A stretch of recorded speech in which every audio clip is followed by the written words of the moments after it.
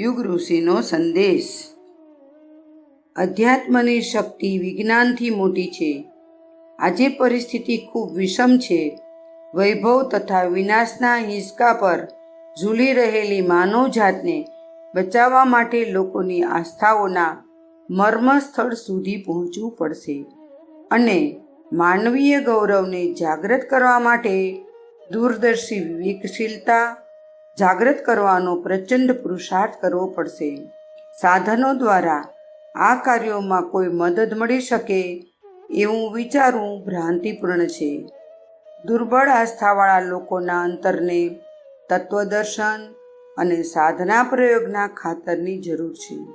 અધ્યાત્મવેતાઓ આ મર્મસ્થળની દેખરેખ રાખવાની જવાબદારી પોતાની ઉપર લે છે અને યથાસમયે સમાજમાં વ્યાપેલી ભ્રાંતિઓમાંથી માનવતાને બહાર કાઢે છે.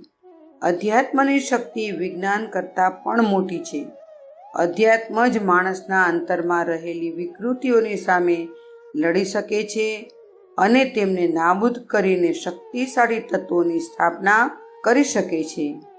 મેં લોકોના વ્યક્તિત્વમાં પવિત્રતા તથા પ્રખરતાનો સમાવેશ કરવા માટે વિદ્વાનો તથા પંડિતોને જ મારું માધ્યમ બનાવ્યા છે અને ઉજ્જવળ ભવિષ્યનું સપનું જોયું છે.